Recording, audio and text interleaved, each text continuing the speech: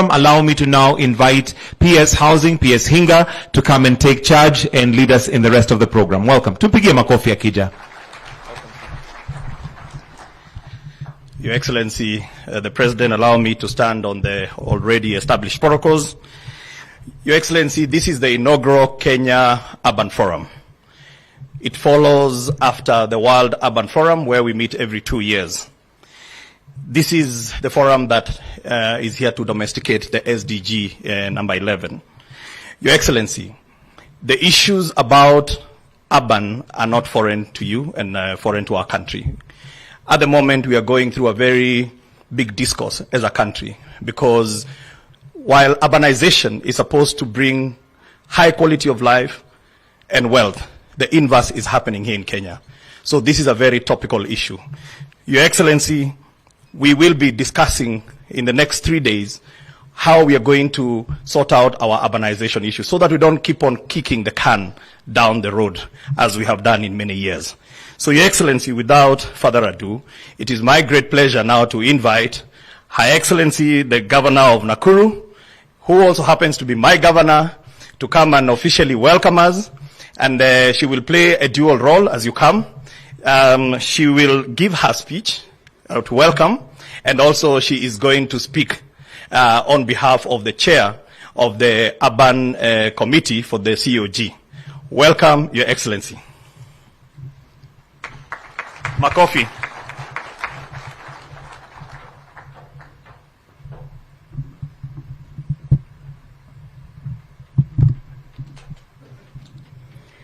Thank you. Asante sana. Your Excellency, Honorable Dr. William Ruto, the President of the Republic of Kenya, the Executive Director, UN Habitat, Ms. Maimuna Sharif, the CS Lands, Public Works, Housing and Urban Development, Your Honorable Zakaria Njero, the CS Roads, Mheshimiwa Murkomen, PS Hinga and all the PSs present, my fellow colleague governors, including Governor James Orengo, Governor Wamatangi, Governor Olelenku, the members of Parliament present, led by our Senator and the Deputy Majority Leader of the Senate, Mheshimiwa Tabitha Karanja, our area Member of Parliament, Mheshimiwa Jane Kihara, Senator Medho from our neighboring county. I have, and any other person that I have missed, all the, my fellow Kenyans present, all the ladies and gentlemen, distinguished guests, good afternoon. Your Excellency, it is now my distinct honor to welcome you all to the first ever Kenya Urban Forum, which Nakuru, the county of unlimited opportunities, is privileged to host here at Lake Naivasha Resort in Naivasha Municipality, Nakuru County. Your Excellency, allow me to thank the organizers of this 3-day forum, the national government through the Ministry of Lands, Public Works, Housing and Urban Development, the Council of Governors, the UN Habitat, the World Bank, Kenya Institute of Planners, and the county government of Nakuru for choosing us to be your hosts. Indeed, we are delighted that this auspicious event has brought together an array of stakeholders to discuss critical issues facing the process of urbanization, namely urban governance, urban management, urban resilience, urban finance, and climate change. More importantly, this event's recommendations will form Kenya's position paper for the World Urban Forum slated for next year. Your Excellency, the forum comes immediately after the just concluded UN Habitat General Assembly, which you officially opened last week, and is a clear demonstration that Kenya is committed to implementing the resolutions of the Assembly and taking a leadership role in the urban agenda. The theme for this forum, Your Excellency, is "The Future is Urban: Strategic Pathways to Inclusive and Sustainable Urbanization in Kenya." Urbanization as it stands now is inevitable and irreversible. Globally, half of the human population now lives in urban areas. It is estimated that by the year 2050, 70% of the world's population, which by 2021 stood at 7.8 billion, will live in urban areas.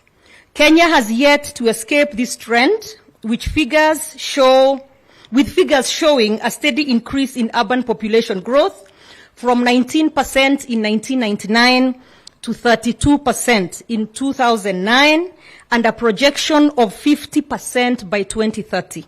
So 50% of Kenya's population will be living in urban areas by 2030. Based on this evidence, Your Excellency, urbanization has elbowed its way and now stands as one of the most critical global issues of our time and a component of sustainable development. If we are committed to ending extreme poverty, protecting our environment, and triggering and ensuring everyone's prosperity, peace, and stability, we must get urbanization right. On the 1st of December 2021, Nakuru municipality was conferred with city status.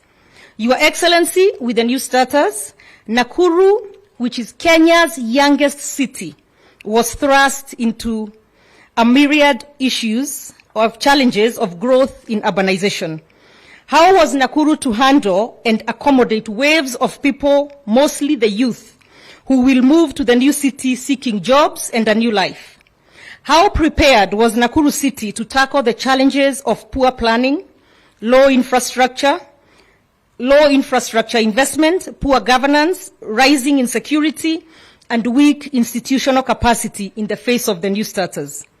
How was Nakuru, the new city, to hold and take long strides in its new status amidst increasing poverty levels, widening inequality, natural disasters, economic downtowns, and negative environmental impacts? Moreover, how are the managers of the new city prepared to prevent Nakuru from descending into a city festooned with slums and informal settlements? The answers to these questions lie with us here today, Your Excellency, in this forum.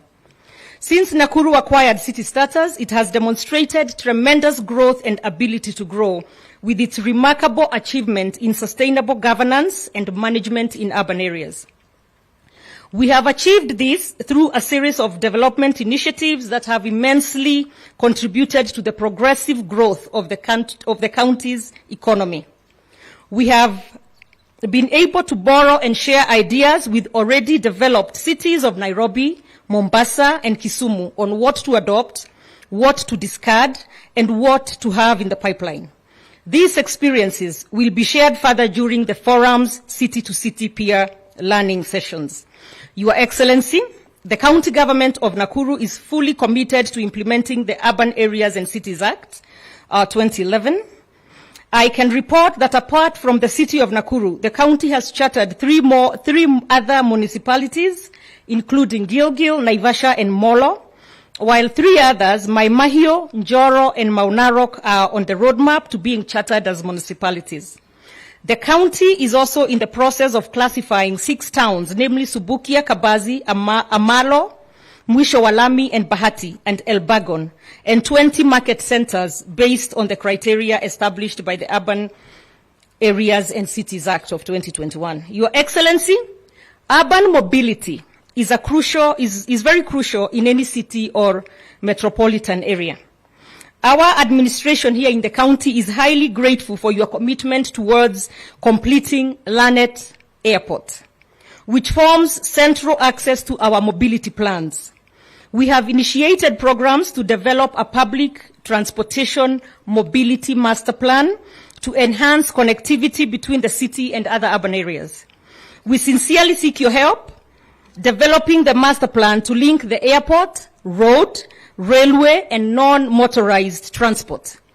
We had a recent move to bring back matatu business to the city, which has dramatically improved money circulation in the city, improving our revenue collection, and our business people happy about it.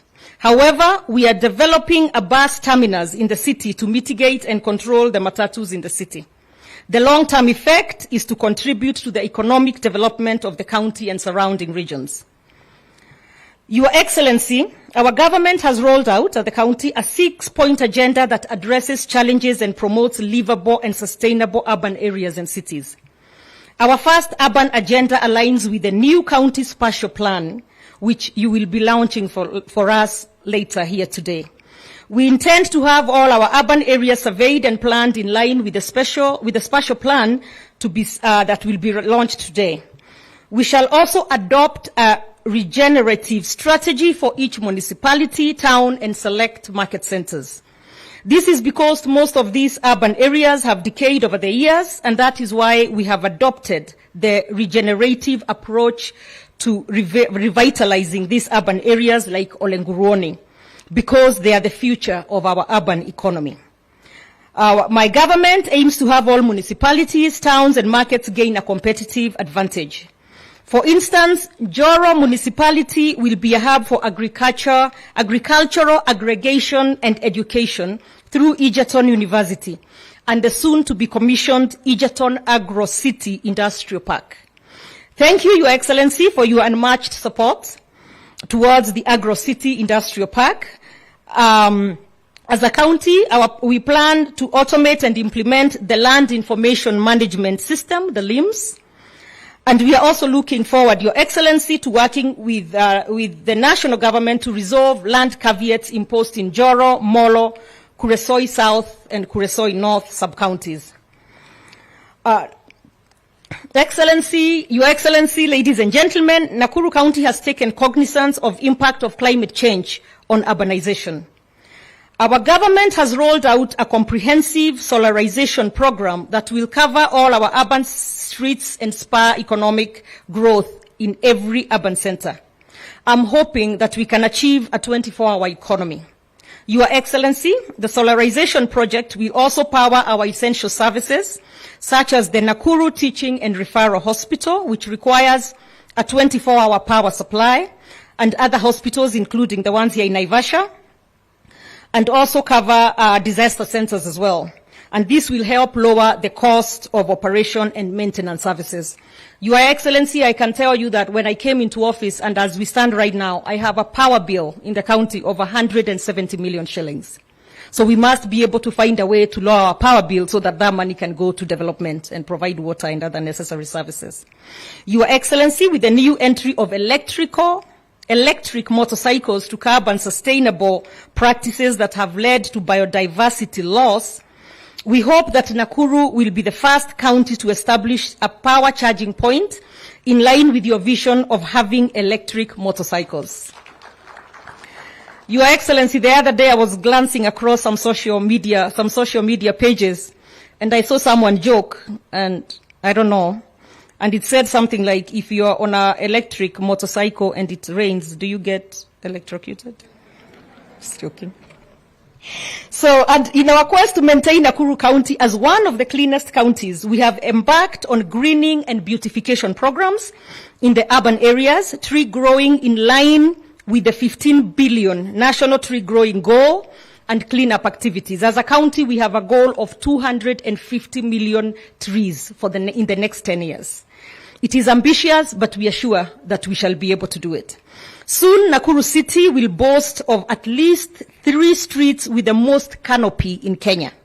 Furthermore, we have adopted, as I complete, Your Excellency, clean energy technologies such as solar energy, enhanced non-motorized transport, promoted energy use efficiencies to reduce greenhouse gas emissions, installed air quality monitoring sensors, and rehabilitated Gyoto dump sites through greening, site fencing, waste compaction, waste segregation, waste recovery between the organic and inorganic, and making environmentally friendly products such as roofing tiles, eco-tiles, green comb fertilizer, and fire briquettes from the waste.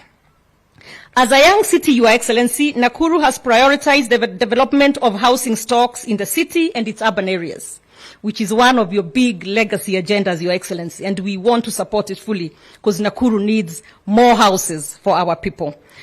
We have a current target of 10,000 housing units. Currently, 5,469 housing units are underway, underscoring the need to build more. Sorry, Your Excellency. The first phase is 10,000, but the goal is 50,000. So we have rolled out the first phase. So we are rolling out the first phase. And I'm happy to report that a total of 605 units are under construction in Bondeni, which we visited together, Your Excellency. Affordable housing in the Bondeni Affordable Housing Project. We are also finalizing a strategy for mapping all available public land across the 11 sub-counties in line with your ambition and efficient plan of housing Kenyans. We plan to launch a housing regulation strategy to take stock of housing. I reiterate your ambition to affordable housing. I believe every Kenyan has a right to good housing and sanitation. Your Excellency, I am in full support of the housing levy. One of the reasons, Your Excellency, we keep stating that Nakuru is a land of unlimited opportunities is our potential in the blue economy. We have 6 lakes. I believe we may be the county with the most number of lakes in Kenya. We have 6 lakes that offer great potential to be the leading county in terms of utilization and resource benefit of the blue economy. Every one of our lakes has unique characteristics. We start with Naivasha, the highest of the lakes in the eastern part of Rift Valley. It provides commercial livelihood to Kenyans through fishing of tilapia and the recently introduced black bass. Recently, Lake Nakuru provided a habitat for fish, which has attracted the youths to fishing as a source of income. On the other hand, Lake Nakuru provides a habitat for beautiful flamingos at the heart of the game reserve and Lake Elementaita. Your Excellency, I humbly request your government direct support as we seek to collaborate with agencies managing our lakes to utilize and explore the blue economy fully. In final conclusion, without a doubt, urban areas are and will continue to play a crucial role as agents of positive change only if they are well planned, well built and well governed. They can act as catalysts for inclusion, set trends for equitable economic growth, and link the economy, energy, environment, science, technology, and social and economic outcomes in our societies. It is my expectation, Your Excellency, that this forum will discuss the issues at our disposal and come up with recommendations that will help Kenya get the quest for urbanization right. Thank you very much, Your Excellency. Now, let me invite my colleague.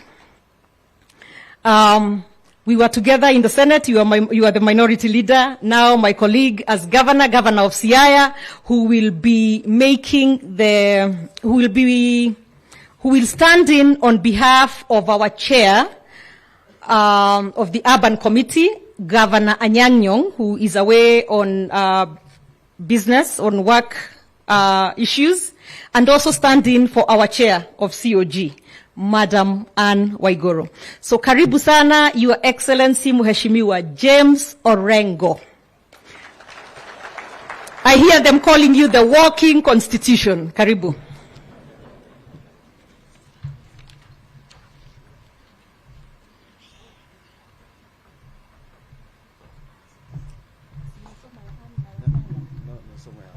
Oh, yeah, Anne. Oh, okay. Thank you very much, Susan. I wear 3 hats. One on behalf of the chair of the Council of Governors, and one the hat of the chair of the committee, our Lands, Housing and Urban Development Committee, Professor Anyang' Nyong'o, and another hat as a member of the committee.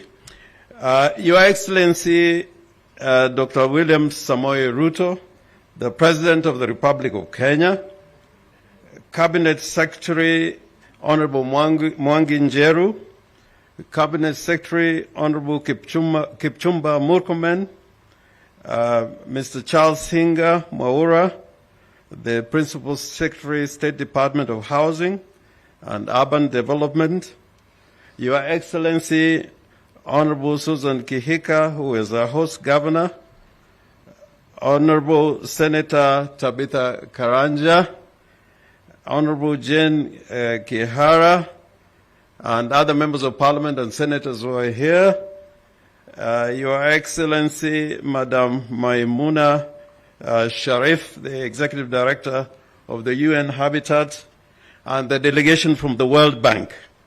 As I continue, it will not be James Orengo. This is the speech I'm reading on behalf of the Chair, Her Excellency, Madam Anne Waiguru. Allow me first to begin by expressing my most sincere gratitude to be part of this first urban forum. Secondly, it is encouraging to see that this forum is the first to bring all important players from Kenya and beyond together to discuss the urban agenda. This demonstrates the enormous and growing importance of the urban areas for development. The theme chosen for the conference, namely Strategic Pathways to Inclusive and Sustainable Urbanization in Kenya, is very important and timely, especially since it comes at a time when we just hosted the United Nations Habitat Assembly under the theme of a sustainable urban future through inclusive and effective multilateralism, achieving the sustainable development goals in terms of global crises. Your Excellency, over the years, concern about urban sustainability has received more attention in the global development discussion. At the center of this discussion is the Sustainable Development Goals, particularly number 11, which is sustainable cities and communities, whose mission is to make, and I quote, make cities inclusive, safe, resilient, and sustainable, and the new urban agenda. The Sustainable Development Goal number 11 and the new urban agenda represents a shift in international development cooperation from a focus on poverty as a rural phenomenon to recognizing that cities, especially in the global south, are facing major challenges with extreme poverty, environmental degradation, and risks due to climate change and natural disasters. As you may be aware, one of the most significant changes in the world is the rapid growth of the urban population. Africa is undergoing a pronounced and accelerated urban transition. A quarter of the world's 100 fastest growing cities and 3 of the world's mega cities of more than 10 million people or more are in Africa. Africa's entire urban population is predicted to quadruple in the next 50 years. These demographic changes will increase the urban population of the continent to more than 50% by the year 2035. With an estimated 230 million new residents arriving in African cities and towns over the next 10 years, urbanization is one of the most important forces influencing Africa's structural evolution. Kenya, just like many other developing countries in Africa, is characterized by rapid urbanization. It is estimated that 31.5% of Kenya's total population live in urban areas and cities. Kenya's fast urbanization has its inherent challenges, such as the proliferation of unplanned settlements or slums, inadequate access to essential services, and growing insecurity and increasing poverty and inequality. Managing these growing cities and urban areas has become a major challenge in Kenya. This is well acknowledged in the Kenyan Vision 2030, Kenya's long-term development blueprint. Your Excellency, in response to these urbanization difficulties, the government of Kenya adopted the National Urban Growth Policy, which aims to offer a framework for sustainable urban growth in Kenya. This policy clearly identifies urban economy as one of the core pillars to sustainable urban development, in addition to urban management and urban core functions of planning, urban infrastructure, and disaster and risk management.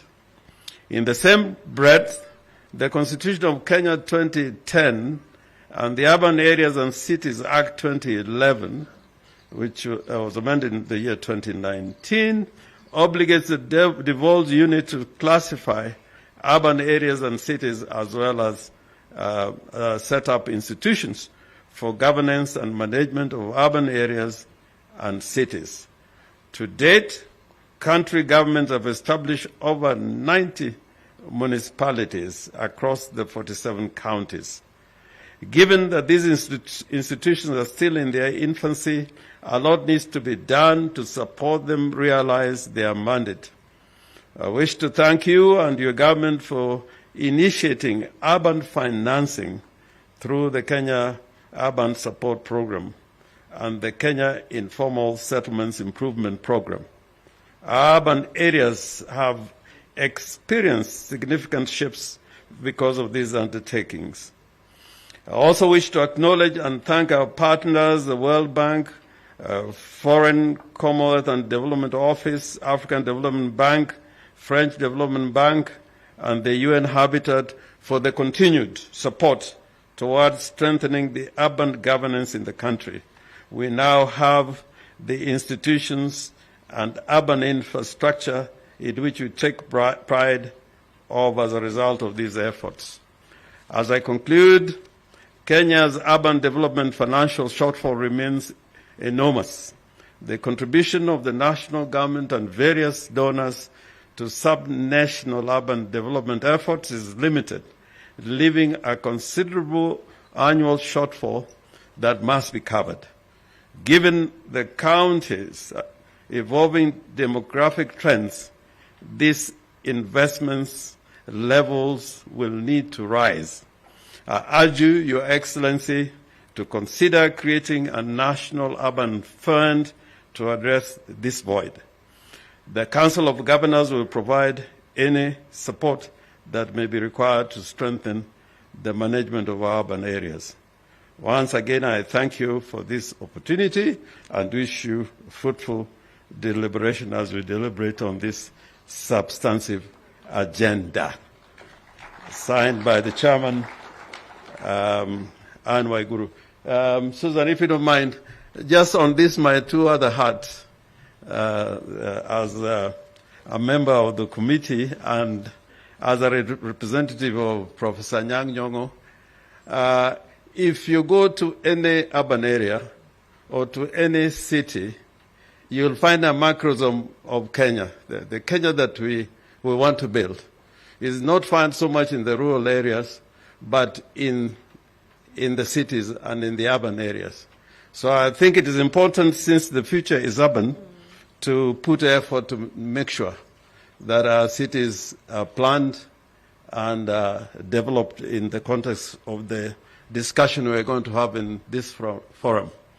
And wearing my hat as Governor of Siaya, just let me say this, since Susan also wore the hat of Governor of Nakuru. Your Excellency, you remember I had a discussion with you, and subsequently I had a discussion with the Cabinet Secretary, my friend, Honorable Kipchumba Murkomen.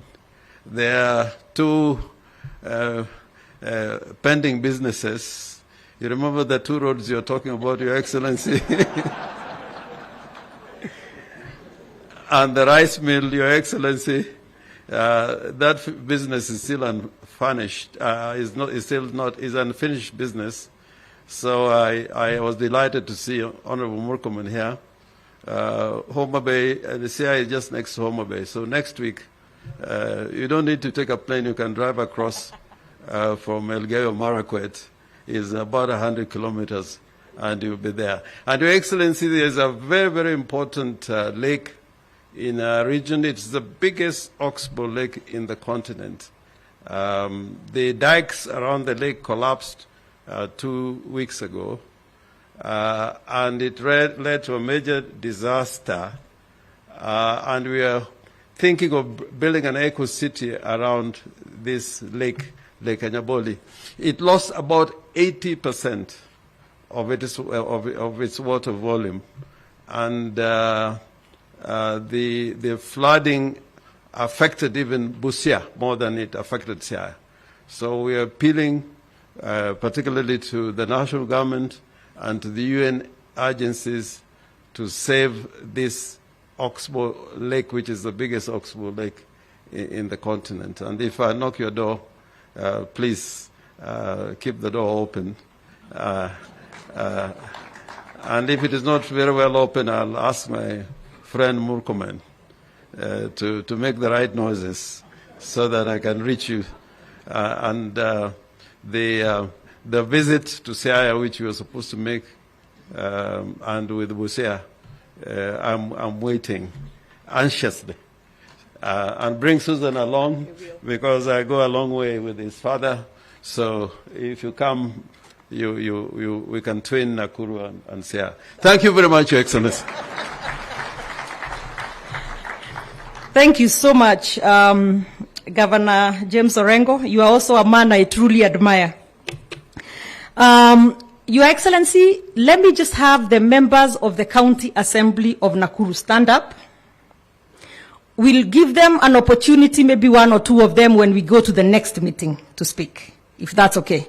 But they are here in their numbers, they support you, but there's an agenda, they will talk with you outside there. Thank you very much. Yes, Wamariamu, yes. Thank you. Now, Your Excellency, let me take this opportunity to invite my two sisters here, the area MP of Naivasha and the Senator of Nakuru. If you can come here and just briefly, a minute or two, since we are in your areas here, Jane, it would be wrong to not have you say something. And as they come, Your Excellency, our one major thing for the business people here in Naivasha, they've been crying a bit quite about, not the word crying, but you know what I mean. Naivasha was once a tier 1, and it was downgraded to a tier 2. So that is one issue here in Naivasha that they really want to make sure that we get it back to a tier 1. Karibu Mheshimiwa Jane Kihara, the area MP. Thank you. Thank you very much, my Governor. Your Excellency, Dr. William Ruto, President of the Republic of Kenya, and no protocols observed, because there are many, I don't want to make a mistake. This is to welcome you here in Naivasha, to bring this important forum. Your Excellency, you have all my issues. You know I have been to your office many times, but I have not gotten most of everything. So in front of these people, I'm seeking an appointment. Because this was not my forum, I don't want to tire you. But what the Governor has already said about our degrading this great constituency, such that we don't get the businesses we need, especially from the government. It boils to losing jobs and also agricultural supplies to the hotels. Please consider. I have been to Waziri Murkomen's office. We have an airstrip here. And I have been telling him, this is a place we can have affordable housing, we can have football or rather soccer, we can have a market, because I don't see it being used and it's an airstrip anymore because of encroachment.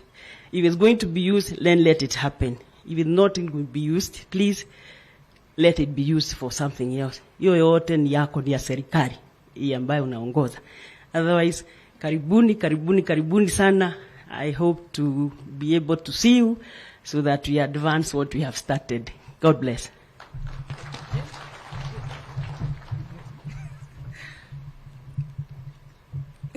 Your Excellency, our beloved President, Dr. William Ruto, CS's governors, my senator there, Mr. Medhu, Honorable Medhu, all protocols observed, good afternoon. I want to take this opportunity and welcome His Excellency and all the other visitors here in Naivasha. Thank you so much. We don't take it for granted. Your Excellency, anytime you're here, we always appreciate it. Thank you so much. We have an able MP in this Naivasha of ours. In the county, we have able governor. And my work as a senator is to ensure I bring more money to this county of ours. We have the best county. I think Nakuru should be named as one of the best counties in this country. And the beauty in this county can't talk more than it's a county of girls. And you know, with the girls, the beauty and how they can ensure they transform people's lives, it is speaks for itself. I think me, I'm a walking book. I've been here in Naivasha. Naivasha is really deep into, it's so dear to my heart. I've been here in Naivasha maybe 40 years now. I've seen the urbanization grow from Naivasha to where I am. It was a field, and today the town has come from 1 kilometer to 8 kilometers. But that sustainability is where we are. Because when it's come to our waste management, I think it has not been tackled. We draw our water from the 8 kilometers all the way to Naivasha. So if I'm able to do that, what about the other people? The roads. I think I've been talking to more comment. But the reason why I talk that, I know my work is to bring the money the governor does, the MP does, but because Naivasha is so dear to my heart, you'll see me, all of us, pumping to your office to ensure things are done. We supply electricity. Susan is complaining here, our governor, 170 million. I think we should be fighting on how we should pay less, because 50% of all the power that comes from is lit in Nakuru, Kenya, 50% come from here. So we should be talking of lower rate when it comes to Nakuru. But me, I'm a senator. I push those in, of course, in the Senate. And being the majority leader, Your Excellency, I'll still continue pushing for the party interest at the Senate. I think with that, I hope you invite our Senator Medhu. He's only a senator here, at least to come and say hi, Governor. Thank you. And thank you. Thank you very much, our senator. What I wanted to do in the interest of time, I also know I have 2 other governors, but they're going to have sessions after this. I think they're chairing some sessions. So I just wanted very respectfully to have them stand for recognition, and then you'll take over after this. Is that okay, Senator? Governor, I was going to call you again, Senator Wamatangi. We've gone around all too much. Governor Wamatangi from Kiambu, you can just wave so they know you're here. But I know you have a session coming in after this. We have Governor Lenku, former CS as well, so if you can wave, Kajiado County, thank you very much. And we have Senator Matthew, who is from our neighboring county of Nyandarua. I had a rap song that said, cash crop, yeah, Nyandarua ni mawaru. Thank you very much. So, Your Excellency, thank you very much. We'll go from there. Thank you. Another round of applause for our governor. Thank you very much. And for Governor Orengo. Your Excellency, allow me now to invite the sector leader of the Sustainable Development Unit at the World Bank, Ms. Ragini Dalal, to come and give her quick remarks. And as she comes, Your Excellency, let me recognize that almost 100% of the urban financing at the moment is coming from the World Bank, so they are truly walking the talk. Thank you so much.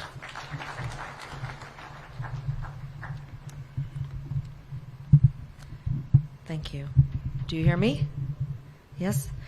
Your Excellency, Dr. William Ruto, President of the Republic of Kenya, governors and deputy governors present, cabinet secretaries and other government representatives present, Ms. Sharif, Executive Director of UN Habitat, distinguished guests, ladies and gentlemen, all protocols observed.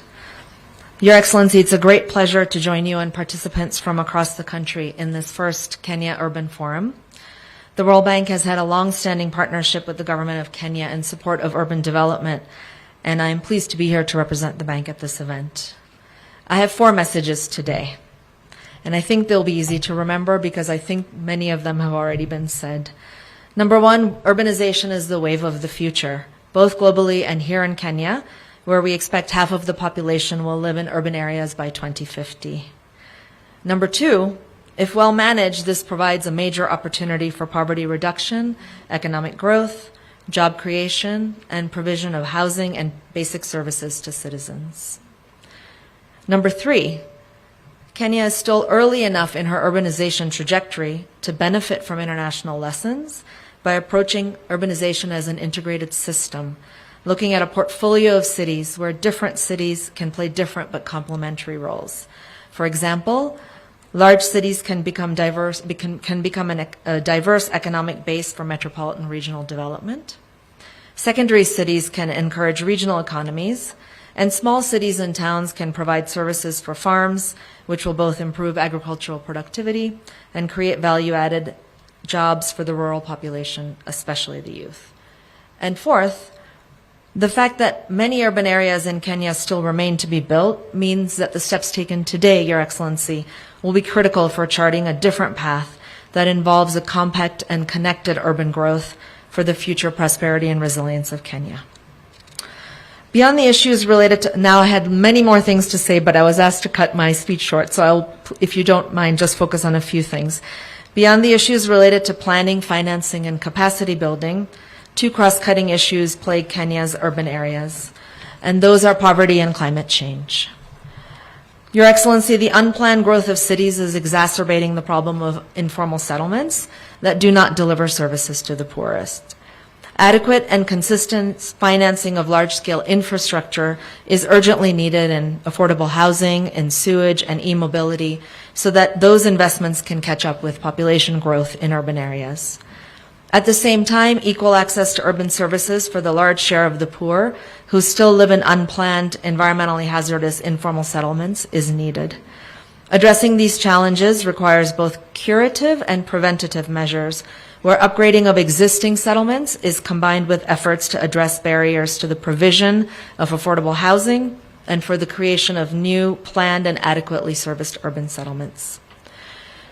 Your Excellency, you have put climate action at the center of your administration's agenda, and this could not be more critical as far as urban areas are concerned. It's already been mentioned before. We cannot miss the fact that climate change is increasingly exposing cities to extreme weather events such as droughts and floods, which cost Kenya 2 and 2.8% of the country's GDP respectively, and are a cause for major loss of human life. These pressures interact with the other urbanization stresses we've discussed and threaten to widen inequalities in cities and reduce their ability to function as escalators out of poverty. Finally, meeting the challenge of cities and climate change demands that the government and the international community work well together to innovate and create creative finance solutions for urban areas to support Kenya in achieving her green growth objectives. We want to thank you for visiting our booth. So as you know, the World Bank has supported several urban programs over the years in Kenya to help address these challenges. The bank's investment in the sector currently stands at $450 million, and an additional $350 million investment that we mentioned will be presented to our board tomorrow. These are the Kenya Urban Support Program, which has been instrumental for the establishment and strengthening of urban institutions across Kenya, as well as providing finances for urban infrastructure and services. I'm quite pleased to see many of the governors here today have benefited from the program, and it was useful for me to discuss that with them. In addition, we have the second Kenya Informal Settlements Improvement Project, which is scaling up informal settlements and slum upgrading work that was undertaken under the KISIP 1 to reach more people in settlements, and we also have many governors here who've benefited from that program. To sum up, and I'll be quite quick, today's investments in urban planning and infrastructure will set in place patterns of growth, resilience, and equality for generations to come. Undoubtedly, the stakes are high, but so are the opportunities. The World Bank is committed to continue partnering with the government of Kenya to build a resilient, green, and inclusive urbanization pathway. The future, as we know, is urban. Thank you for giving me the opportunity to share this stage with this august panel, and asanteni sana.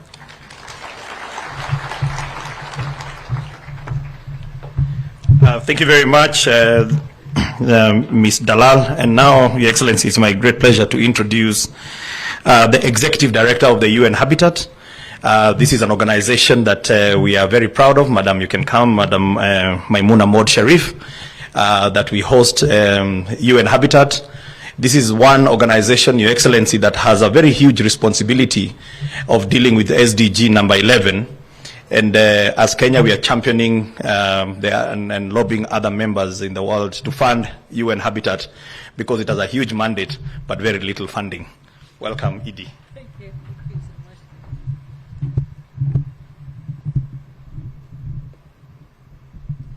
Thank you so much, PS.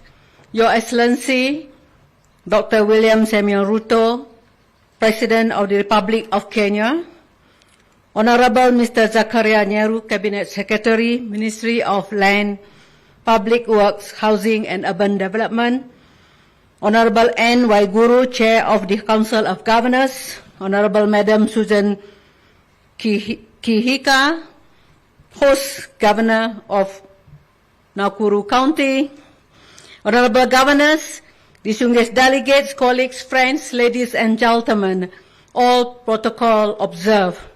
A very good afternoon to all of you. Habaria Uzuhuri. Your Excellency, Mr. President, please allow me to thank you once again for officiating the just concluded second session of the United Nations Habitat Assembly in Nairobi. Asante sana, sir. Your address to the 137 member states in the presence of 90 ministers was truly inspiring. Your words continue to give me the much needed vitamin P, vitamin passion, to serve and support member states to implement the new urban agenda to achieve the sustainable development goals. Let me convey to you the appreciation from the 5,000 delegates from all around the world for the hospitality generously offered by the people of Kenya, by your government, and for having showcased to the world how Kenya is addressing its urban-related challenges, the magical Kenya.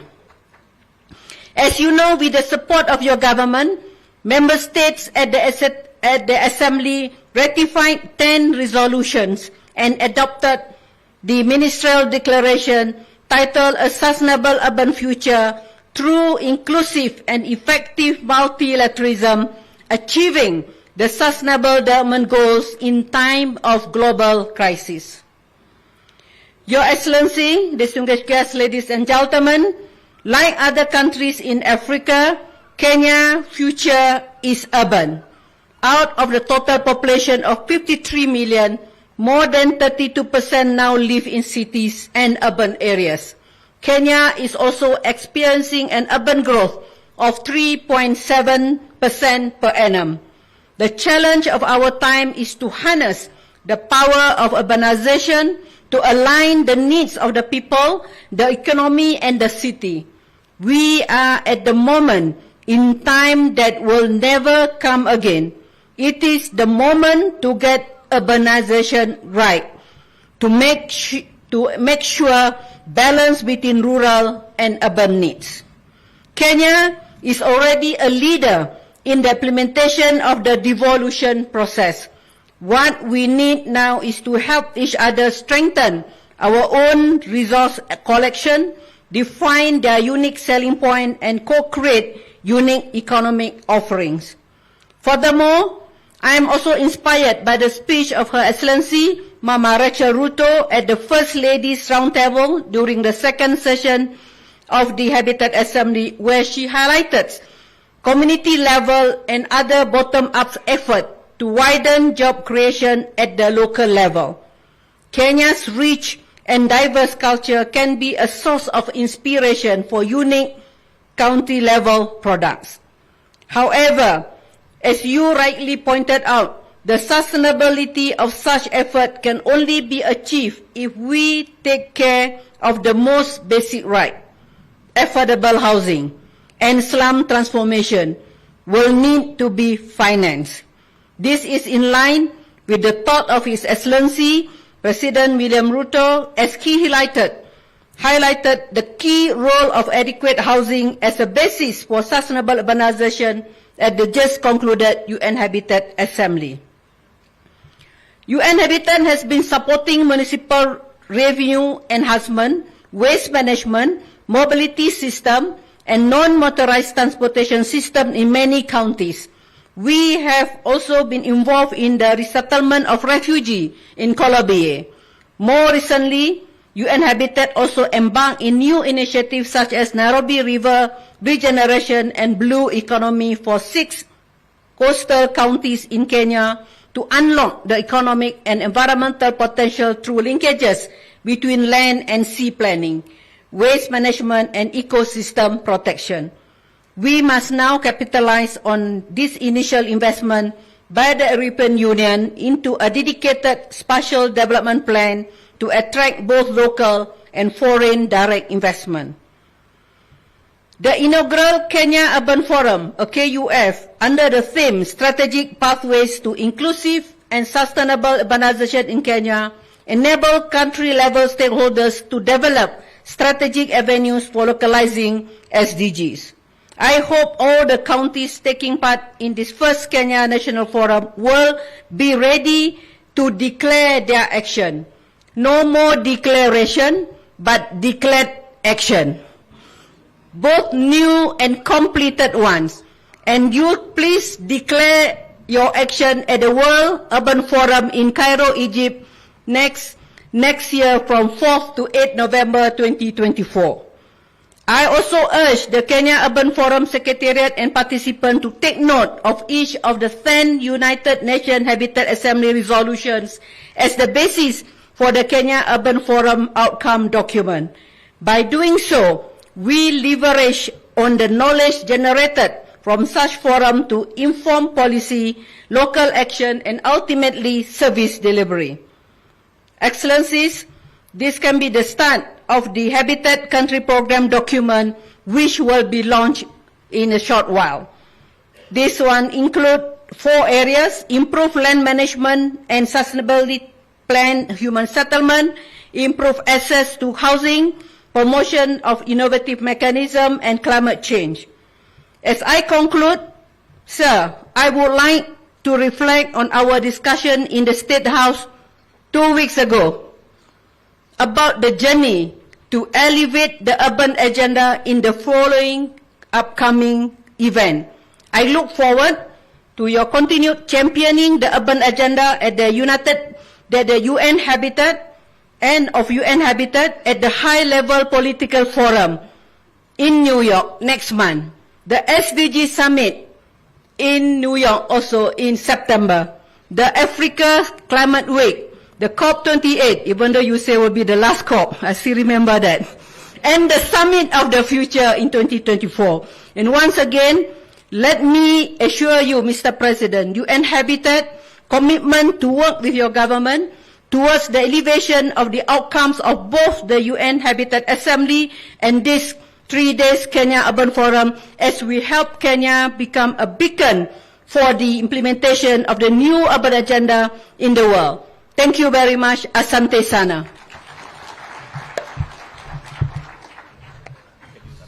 Sorry, PS a bit long. No problem. It's good. Thank you so much, Executive Director. Your Excellency, allow me to recognize the presence of my colleagues, 2 PSs here present, Joseph Mbugwa for Roads and Joel Arumanyang, Public Works. And we have a lot of MDs of state corporations and municipal boards and municipal managers. Your Excellency, now it is my great pleasure to invite my Cabinet Secretary. And as my Cabinet Secretary comes, Your Excellency, I want to, because I'm not coming back here again, I want to leave you with one thought. 11 years ago, we built Thika Superhighway. The one thing that, which is very topical for this forum, is that everybody made money who was along that road.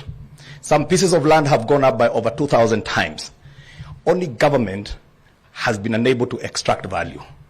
We are in a very great discourse about taxation in this country. Urban areas are the theaters of economic development. We want, as we finish this forum, to come back to you with very specific plans on how we shall contribute to the kitty in this country, because it is wrong that today, CS Murkomen, to build BRT on Thika Road, we have got to go back to the exchequer. Yet, Thika Road has made a lot of money for everybody else. That is what is topical in this forum here, Your Excellency. So, with those few remarks, allow me to invite my Cabinet Secretary to come and make his remarks and invite you. Thank you so much. God bless you. Thank you very much.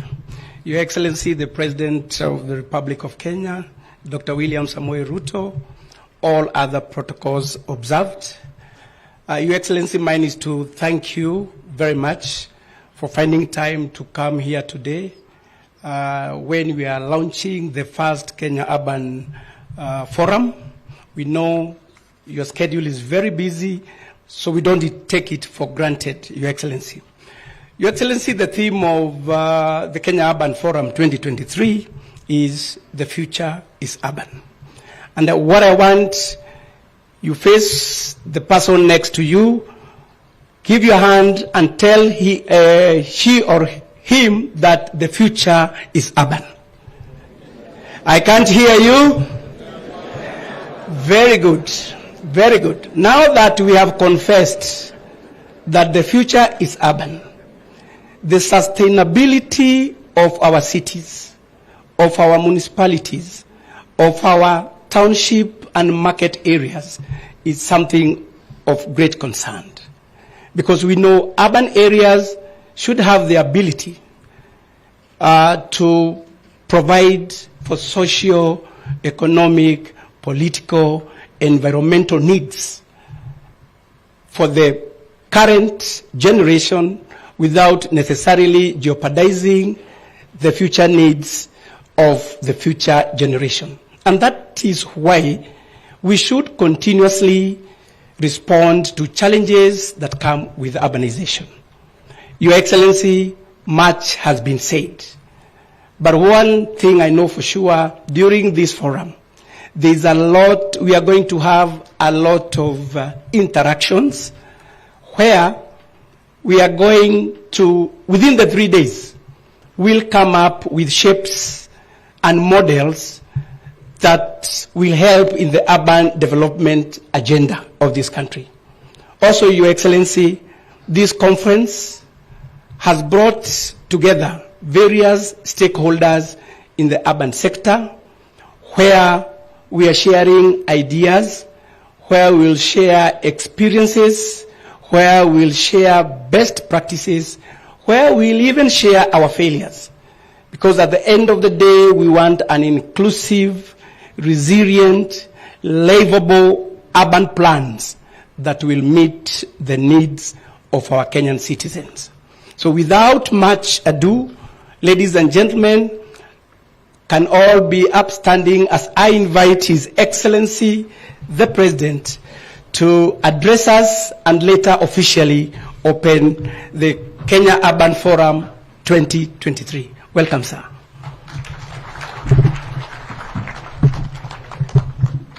Thank you very much. Please, let's take our seats. Asanteni sana. Ministers present, Principal Secretaries present, Your Excellencies, Governors, Members of Parliament, Senators, the membership of the County Assembly of Nakuru, distinguished participants and delegates, good afternoon. Last week, at the launch of the second session of the UN Habitat Assembly and Madam Maimuna has spoken to it. I participated in a forum that reflected at great length on the urgency, challenges, and opportunities in connection with sustainable urbanization. I am encouraged by the number of highly engaged major stakeholders in the area of human settlement and especially urbanization that I have been able to engage with before and even today. Clearly, urbanization is a defining trend of the next phase of socioeconomic development, is a matter that should occupy us immensely because sustainable solutions are urgently needed to enable our countries govern effectively and serve efficiently. Urbanization is a general human trend at all times. However, rural poverty, underemployment is driving increasing numbers of people to urban areas in search of opportunities. In our part of the world, urban centers have historically developed only limited capacity and cannot serve large populations adequately.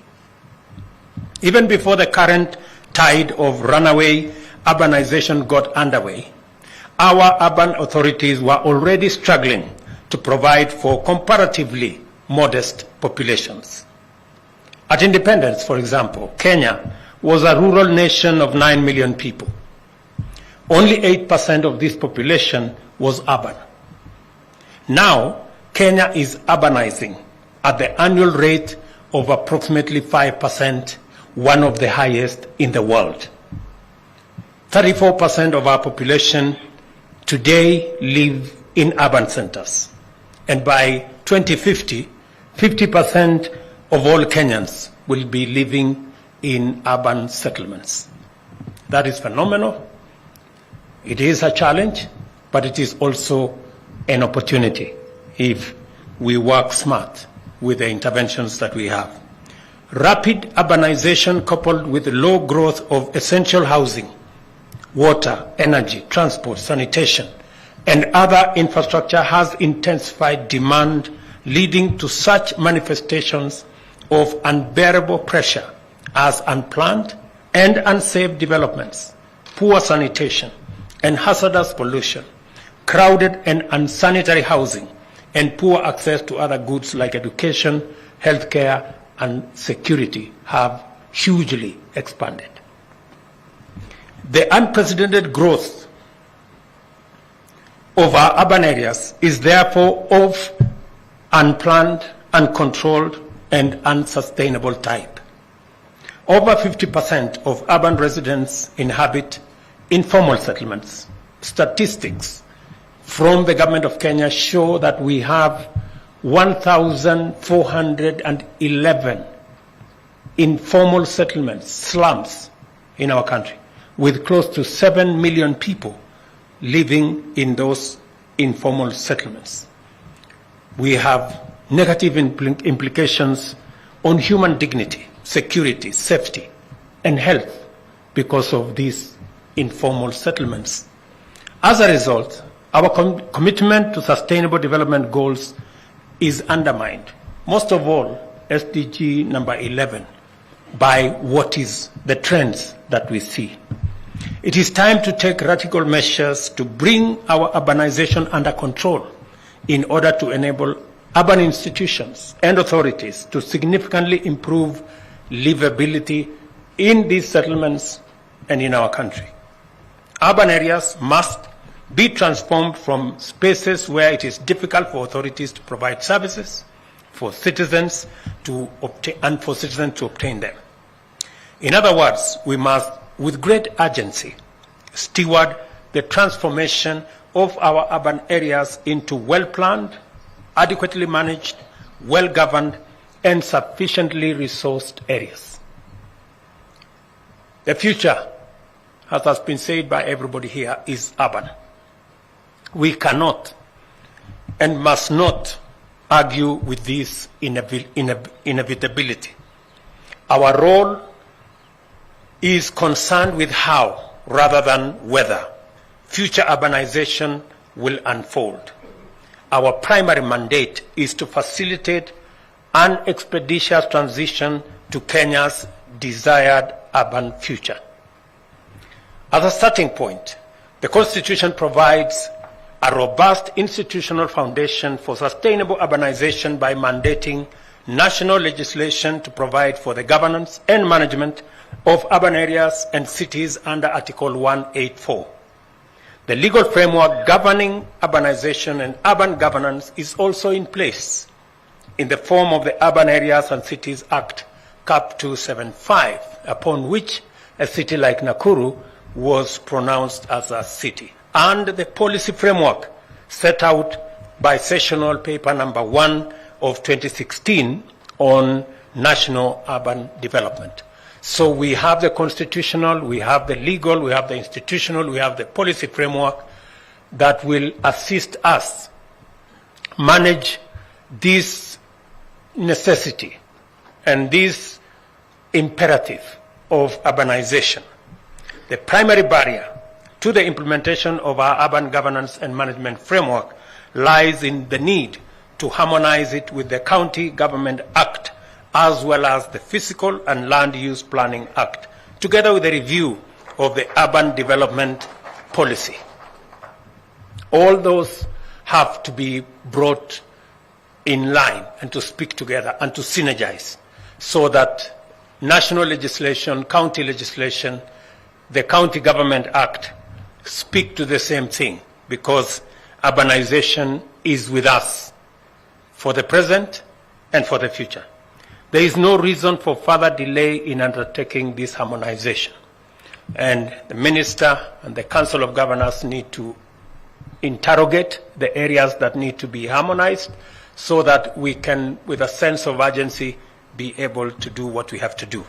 The advent of devolution has greatly accelerated urbanization in our country. County governments and the location of the county headquarters are significant catalysts of urbanization. Counties, therefore, have an important role to play in promoting orderly management of urbanization. I listened to Susan, the governor of Nakuru, tell us what she's doing about setting up urban areas in many places, including one in a place called Mwisho wa Lami.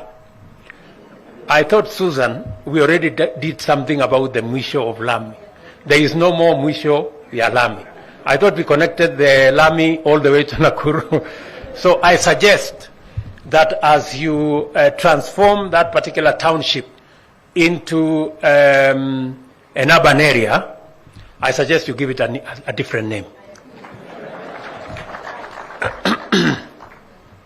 In economic development terms, urbanization is a tremendous factor. Towns and cities are important economic nodes contributing significantly to the national GDP. Nairobi alone, for example, accounts for 21% of Kenya's GDP. On the other hand, towns and cities are major consumers of resources and drivers of environmental degradation, leading to climate change. Demand in towns and cities can distort the supply chains of important goods, affecting prices and dictating the cost of living. Environmental malpractices like the discharge of untreated effluent and poor disposal of solid waste pose serious risks, while toxic pearls of smoke from industries often engulf megacities. We must take all these possibilities into account as we ponder the next course of urbanization during deliberations in this forum. And I encourage you, being representatives from across the divide, from national government, from our counties, to interrogate how we can work together so that we don't end up with a situation like the way we have today. For example, in Nairobi City, we are grappling with what to do with the Nairobi rivers because of the kind of sludge and sewage that has been pumped into those cities. The Kenya Urban Forum assembles stakeholders and strategic partners into a coalition that collaboratively and innovatively tackles the most salient issues and fundamental dimensions of the urbanization phenomenon with a view to generating sustainable mechanisms for transition from hazardous urbanization to livable towns and cities. It is important to appreciate all of them for their goodwill, commitment, and solidarity. Your support inspires us to do even better, and we do not take it for granted. Our urban development agenda has benefited from partnerships and collaborations with the World Bank, French Development Agency, Swedish International Development Agency, and UN Habitat, among many partners who work with us on this very important agenda around our cities and how to improve the availability of services and goods in our towns. The World Bank's support for the Kenya Urban Support Program, now coming to an end, has contributed significantly to the development of urban institutions. Consequently, 70 municipalities have been established, while more are being set up by county governments. We look forward to further engagement with our partners with a view to extending the partnership to enable Kenya establish functional, efficient, and sustainable urban institutions. Although much commendable progress has been accomplished in promoting sustainable urban development in the country, much more remains to be done to maximize urban livability. I am persuaded that a dedicated urban development fund is a vital vehicle to navigate Kenya's transition to a desirable urban future. I know Governor Orengo, reading the statement of the Council of Governors, spoke to this issue. It is time to bring the National Urban Development Policy 2016 into operation to facilitate the creation of this fund. And I undertake that the government of Kenya is going to do it and ensure that we create the necessary partnership with the counties so that we can, in a collaborative manner, be able to deliver on this fund. And similarly, I urge county governments to do their part by devising innovative approaches for generating revenues to finance urban development. And we are ready to assist county governments in doing this. We have integrated affordable housing as a critical pillar of our national bottom-up economic transformation agenda, not only to deal with affordable housing supply gaps, but also as a means of creating employment for millions of our citizens. For the sustainable urbanization imperative to materialize, it must translate into an affordable housing program at its core. And I think I have spoken to this issue severally, and I want to repeat that as we work on the housing program, we've committed ourselves that we are going to roll out the construction of 250,000 houses every year. It is not just about houses. Yes, the houses are important because 7 million of our citizens today live in slums. We owe it to them, to their dignity, and to the well-being of our citizenry, and to the future generations. All our children will be in cities. I hear some people say, how is building a house in the city going to help me? I am living in some rural place. They forget that the people who will be living in those cities will either be their children or their grandchildren, and they have a choice whether these children will be going to live in slums or they will be living in some decent housing units. And apart from sorting out the housing question, it is the whole exercise of creating jobs.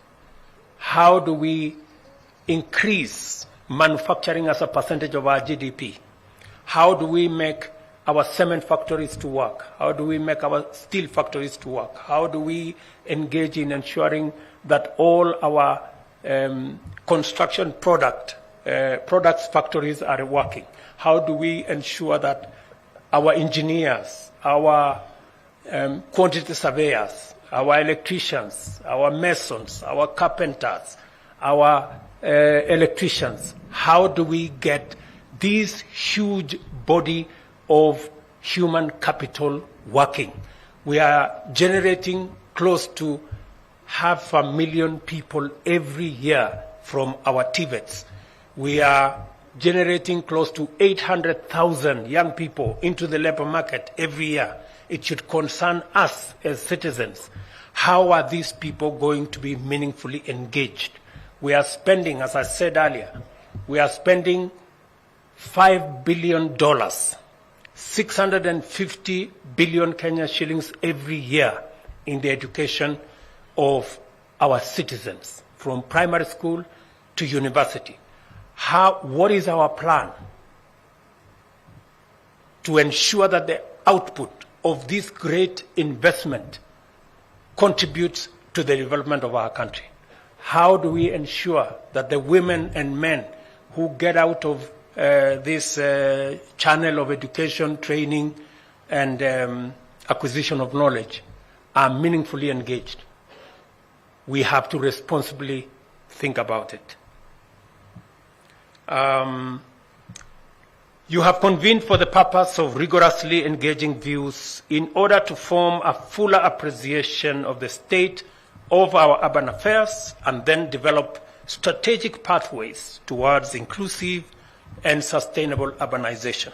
I urge you to use this important opportunity to develop a robust roadmap that will guide our overdue transition to sustainable urban futures.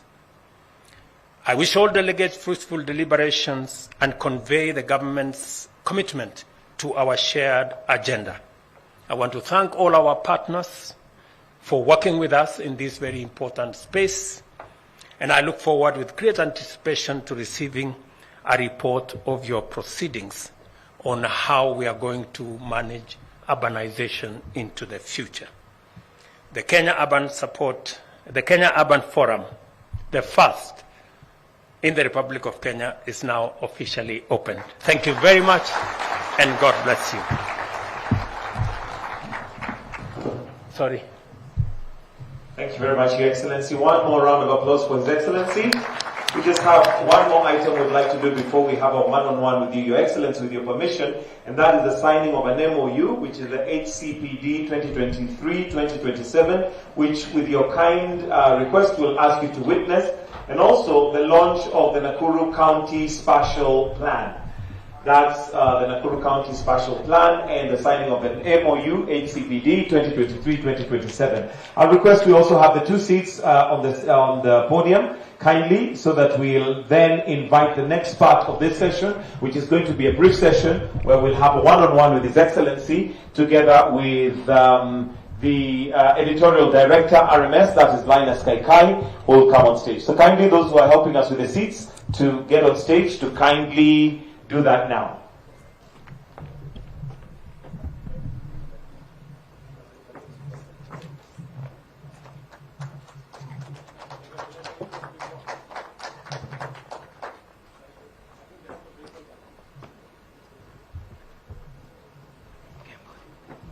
We may now take our seats. Kindly, we can sit down. Linus, if I can kindly request that you come on stage, because the next session you're going to be moderating.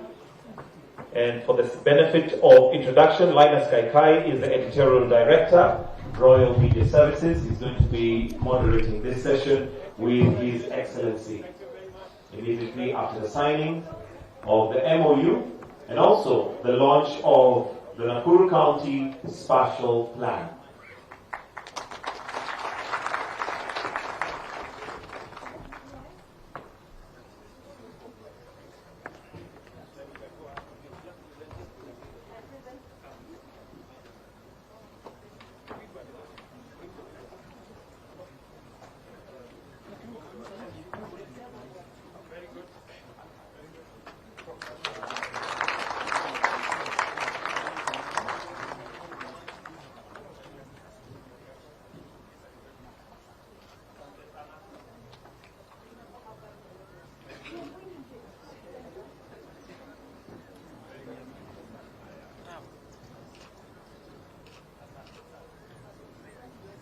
Thank you, Your Excellency. A kind request that His Excellency will then join Linus Kaikai on stage to have a brief conversation. Linus, over to you.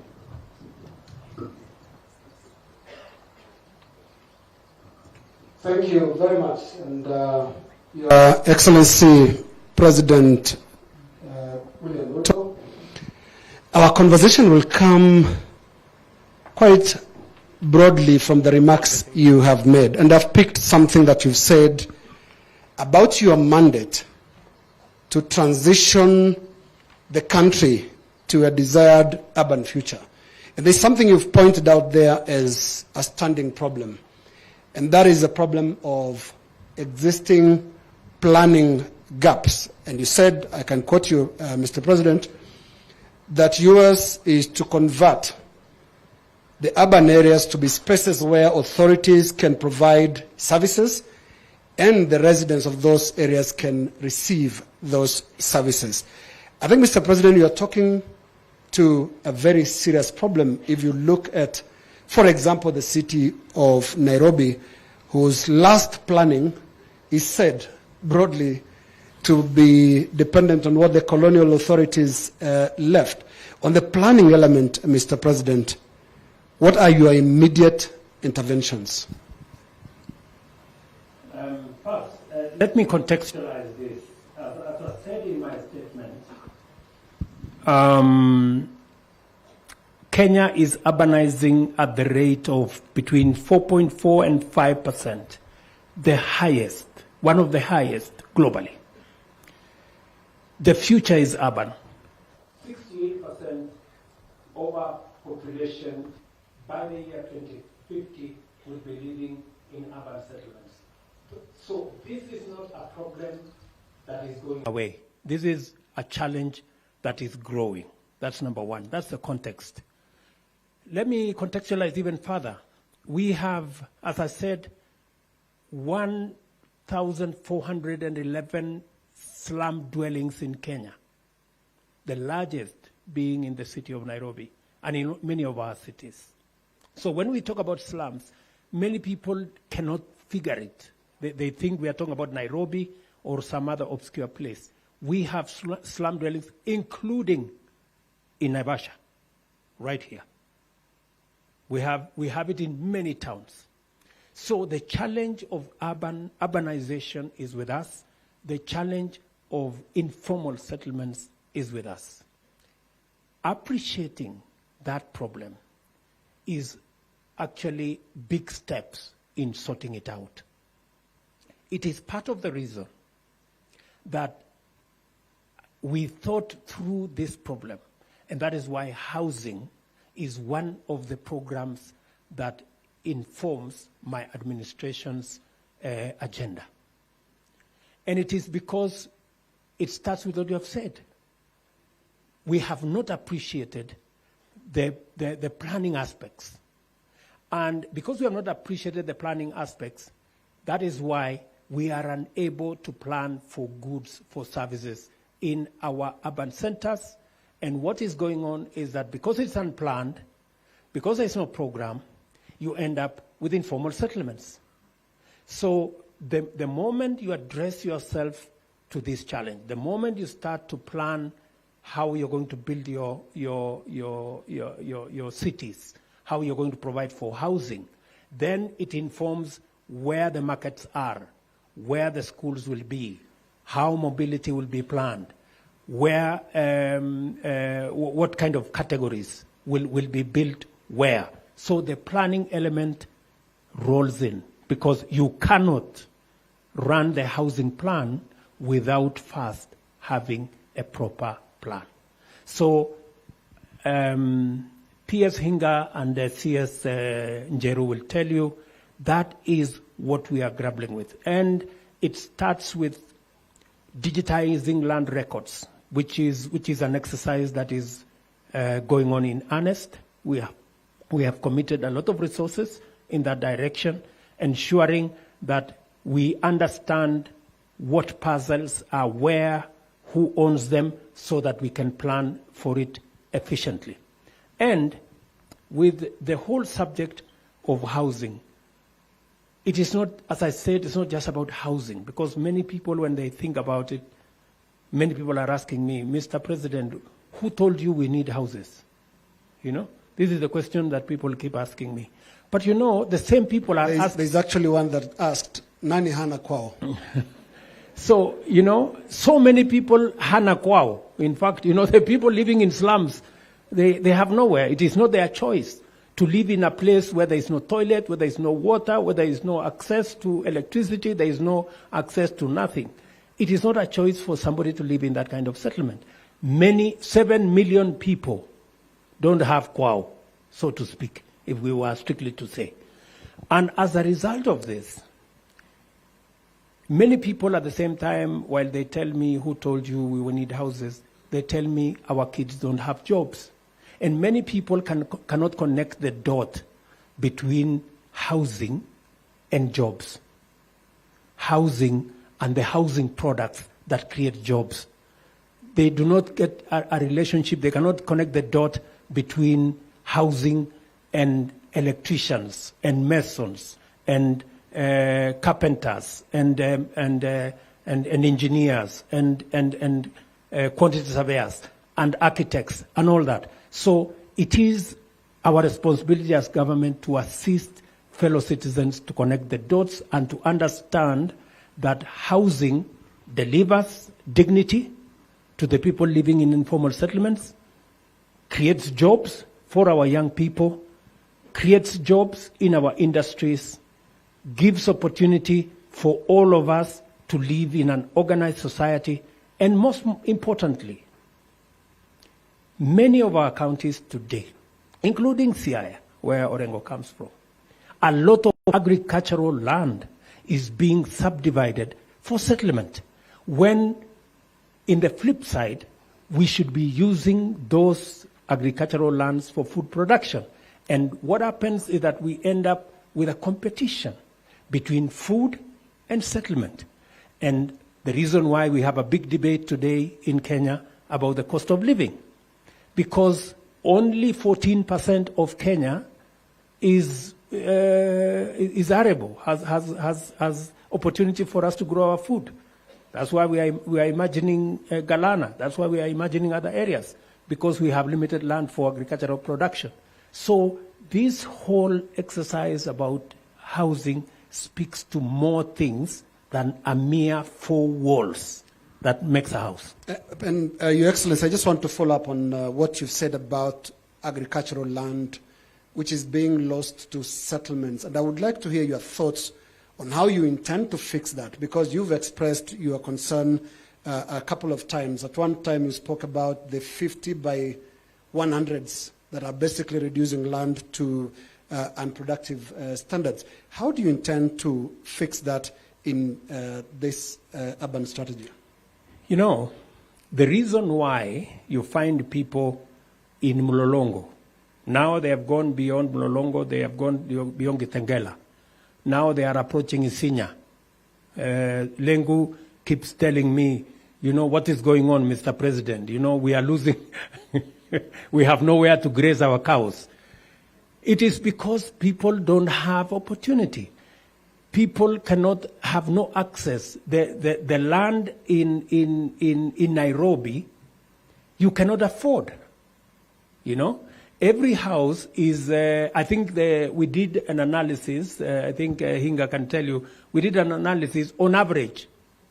The cheapest house in Nairobi was about 11 million. Now, because of affordable housing, we are bringing it from 11 million to between 600,000 and 1 million. That means the fellow going to Isinya has no reason to go to Isinya anymore. Whatever he's looking for in Isinya, he can find it in the middle of Nairobi. That's what affordable housing does. So, once we have created an incentive for somebody not to go and look for 50 by 100, because the reason why they are going to look for 50 by 100 is because they cannot find a house that they can afford. And that is why we are talking about affordable housing. so that instead of subdividing agricultural land, we create incentives for people to buy affordable houses, which sorts out the problem they are trying to sort out by going to subdivide agricultural land. So we are flipping it, you know. Don't blame the people who are going to support, to subdivide agricultural land. It is because there is opportunity. But we want to decimate that opportunity by making sure that there is a house that is affordable. You don't have to subdivide agricultural land. Take, for example, where you come from. That's beautiful agricultural land. But with time, you will see subdivision. Many of the ranches are now being subdivided to be owned by individuals. I had Governor Lenku, I had Governor of Narok. They were saying, we must be careful because this subdivision of ranches into individual titles is eventually going to subdivide this land and make it unusable for agricultural or even pastoral activity. So we need to deal with that challenge, and to answer directly your question, we are providing alternative so that it is no longer tenable, it is no longer attractive to go to Kitengela because you can find the same thing in the city where it is easier to get to your work, where there are other settlements, where you have access to water, you have access to transport, you have access to a market, you have access to school, you have access to a hospital, and even for government, it is a lot easier to deliver government service in a place where it is planned and we can keep all settlements in one place. It is easier to deliver water, it is easier to deliver transport, it is easier to deliver all services rather than stretching every service to people living in different parts of our country. Thanks, Your Excellency. You speak of incentives, and I would like to hear, at a policy front, where is the interface with the counties? Because you mentioned land that is being lost that used to be agricultural going to settlements. And I have in mind Kiambu County, which once used to be the bastion of coffee farming, and now it is a game park of flats. What are those incentives? And at the policy front, what is the conversation going to be like between your government, the national government, and those in the counties? By the way, if there is one place the counties and the national government have a convergence of action and ideas and a concurrence of agreement, it is on housing. Every county that I can remember, every county have actually identified a place for us to do affordable housing because they see the opportunity to provide for housing for their citizens, to create jobs for their counties, to create industry for their counties. Kiambu, you have mentioned, Governor Wamatangi is here. We've had many conversations with Governor Wamatangi. In fact, Governor Wamatangi is among the counties that have given us the most number of plots for us to do affordable housing because they see the opportunity. And they also see the danger of land fragmentation and the subdivision of agricultural land for settlement. They appreciate, they see it, and that is why they are working with us on affordable housing. So on this particular subject, I think the national government and the counties are aligned. And where there'll be shortfalls, if, for example, county government doesn't have land to give, will there be the option of acquiring that land?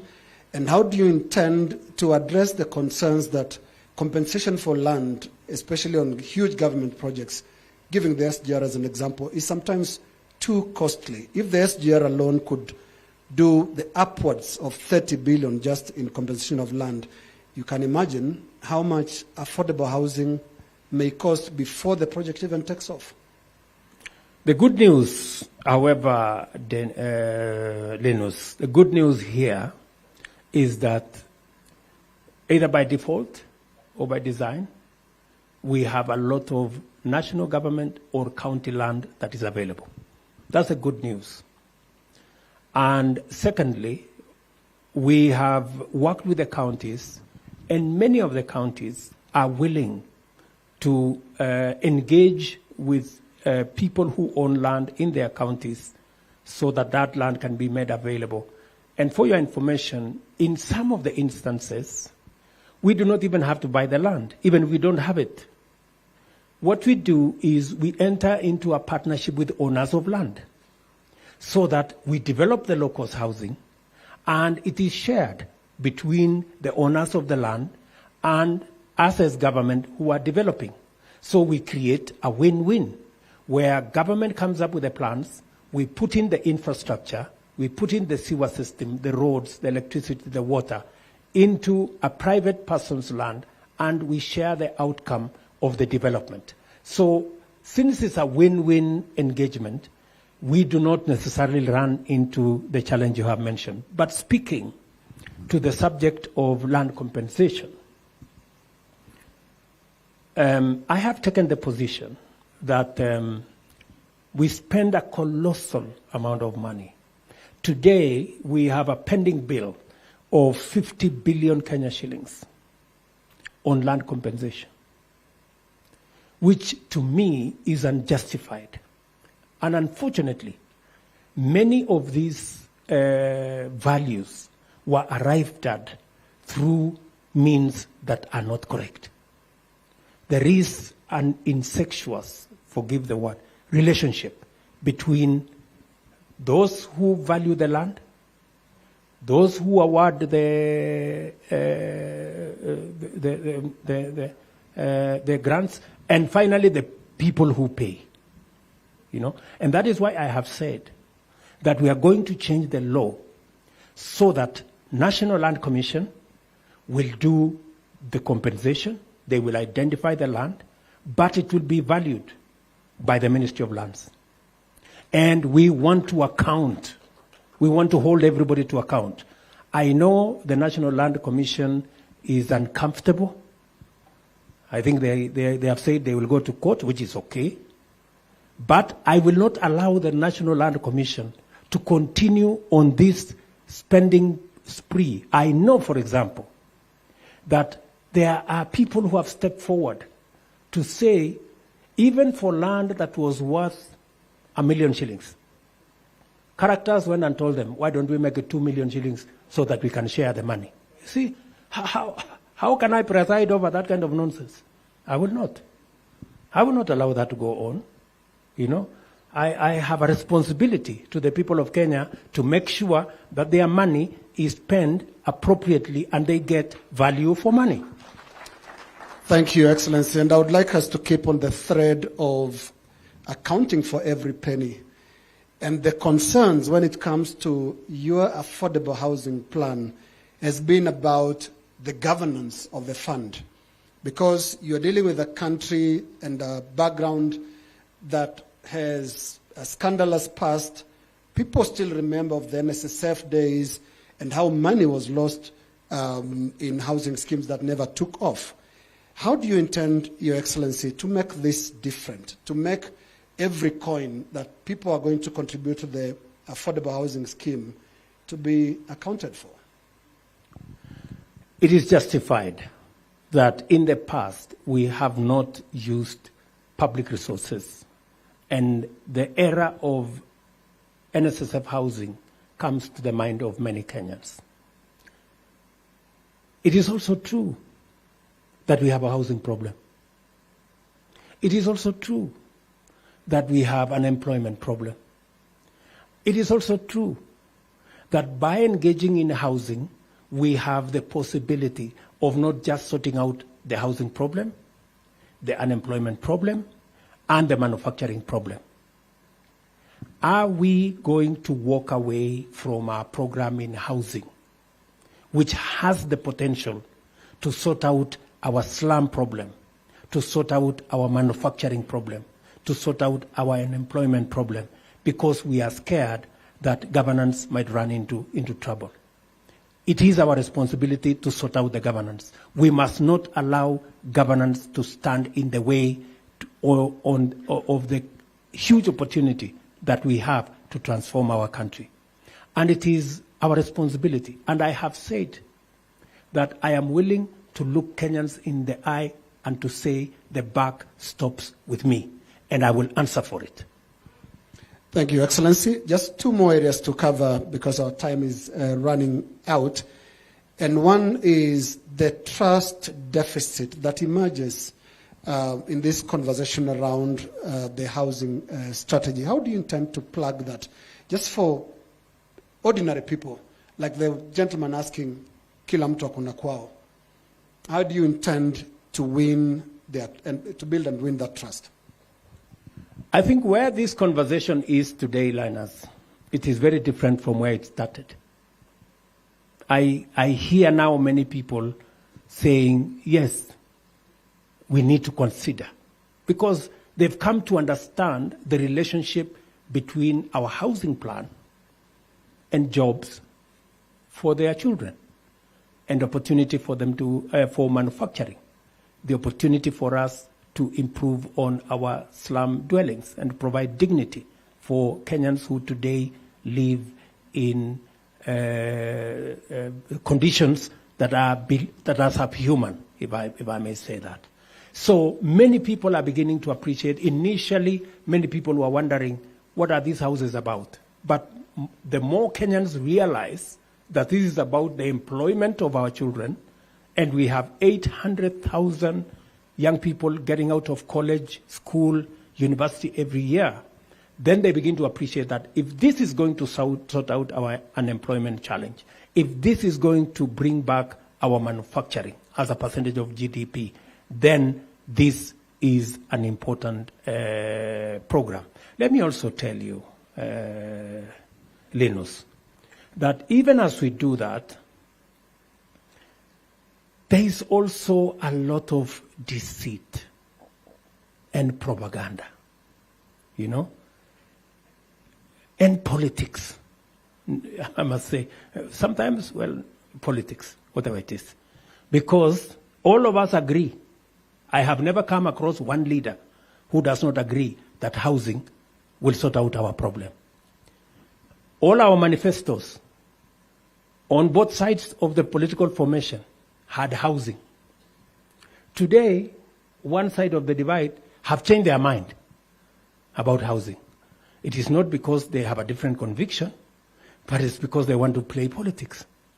I think as a nation, there must be a fine line between what we can play politics with and what we can do together as a country. And finally, the media. Tell me, Your Excellency. The media has spun huge propaganda. Oh, I don't know what. Sometimes we try to understand that the media supported a different candidate and their candidate lost. But surely they should move on. I mean, the election is over. And you know, we are a democracy. Nobody is going to be held. I mean, it would be foolhardy for anybody to think that everybody is going to support you. It's not possible. And you know, in a democracy, people make choices. But you can't penalize them because they made a different choice. You know, we are a democracy. Everybody should support the candidate of their choice. But once the election is over, surely, we should be gentlemen. We should be democratic to say, okay, I supported a different candidate, but since this character won, I don't like him very much. But because it is democracy, let us support what is positive, what is good for the country, and of course, when it is necessary, I have no issue.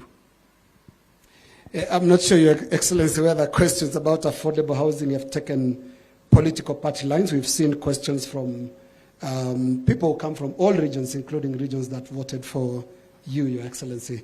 And just in the accountability question where the media normally comes in, and we've seen articles in papers and commentaries in television and all that, all pointing at how that money will be accounted for.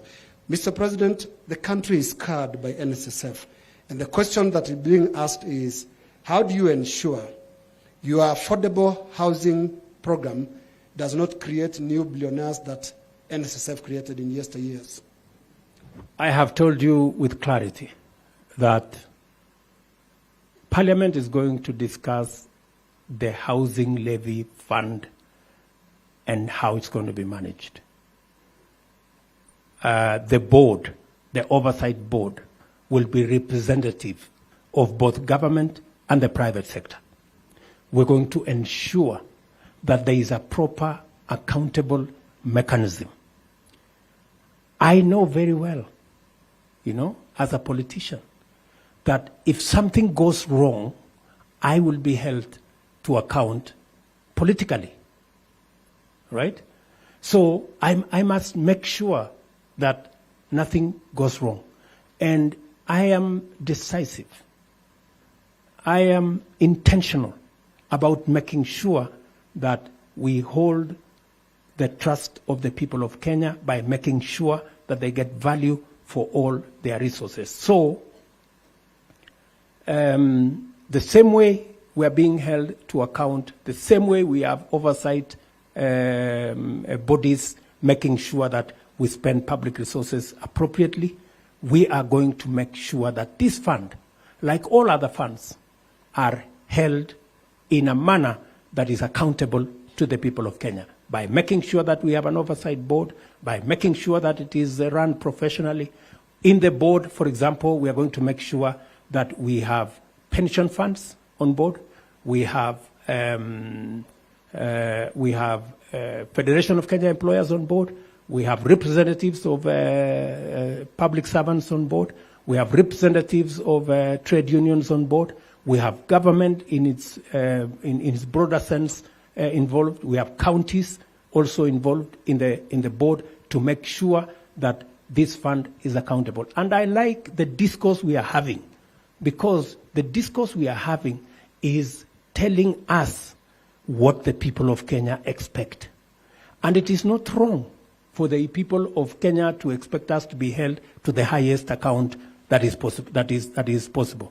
That is the right thing to do. That is legitimate, and we must do it. Mr. President, if you could quickly just clarify the space of the affordable housing program by your government, and also other schemes that existed before your program came into space.